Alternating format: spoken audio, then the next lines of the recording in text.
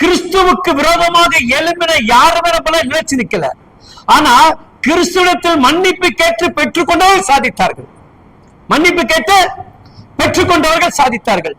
இந்த பிளேத்தை பாருங்க, இயேசுவை பின்பற்றினான். இயேசுவை பின்பற்றி அவரை பற்றி எப்படியாவது பேசணும்னு நினைச்சான். குறிச்சு பேச ஆரம்பிச்சான். அவன் என்ன நினைச்சீங்க, மதம் மாறினா என்று வேதம் கூட. ஆனா அவன் கடைசி அவனுடைய சாவு எப்படி இருந்துச்சு தெரியுமா? ஒரு ராஜா தற்கொலை செய்து மரித்து கொண்டான். யாருங்க? எல்லாரும் எப்படி சத்தம்? தற்கொலை செய்து அவனுடைய மனைவி ஒண்ணு சொன்னான். என்ன சொன்னா? இவர் நிமித்தமாக இரவு எனக்கு என்ன வந்தது? ஒரு பயம், திகில், காரோடி வந்தது. இவருக்கு நீ எதையும் தீங்கு செய்து விடாதே, இவரை நீ குற்றப்படுத்தி விடாதே என்று சொல்லி ஒரு பயம் என்ன பண்ணிச்சுங்க அவனுக்குள்ள வந்த பிறகு, அப்ப சொன்ன இந்த குற்றமற்ற ரத்தத்தை இதுக்கு நான் என்ன பணியை சொல்ல நம்ம கை கழுவுறான் இல்லையா? ஆனாலும் ஏதோ ஒப்பு கொடுத்துறான் சிலுவைக்கு. அப்ப அந்த அதிகாரம் என்ன பண்ண முடியல அவனால. ஹல்லேலூயா. இன்றைக்கு அநேக தேவ பிள்ளைகள் உனக்கு எனக்கு இயேசு கிறிஸ்து ஒரு அதிகாரத்தை கொடுத்திருக்கிறார். என்ன கொடுத்திருக்காரு? இந்த நிமிடம் வரைக்கும் நீ நான் அந்த அதிகாரத்தை பயன்படுத்த முடியாதனால்தான் நமக்கு இந்த தற்கொலை, போராட்டம், பாடுகள், நுகங்கள், வியாதிகள் எல்லாமே நம்மை மேற்கொள்கிறது.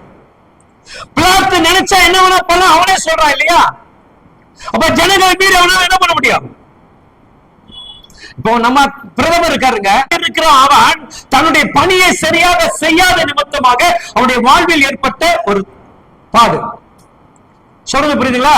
எப்போது ஒரு தேவ பிள்ளைகள் இயேசு கிறிஸ்துவுக்கு ஏற்றபடி சரியாக நீ வாழாத போது எங்கேயோ ஒரு பாடு ஒன்னே என்ன பின்தொடர சொல்லி இந்த பரிசுத்தமான வேதாங்க சொல்லு.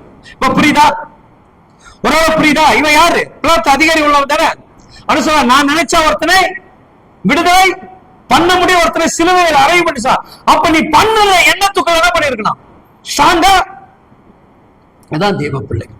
எப்பொழுது நீ ஒரு முடிவு கிறிஸ்துவுக்காக எடுத்து ரொம்ப ஸ்ட்ராங்கா நிக்கணும், குறையக்கூடாது. இந்த பேஸ்மெண்ட் என்ன பண்ணணும்?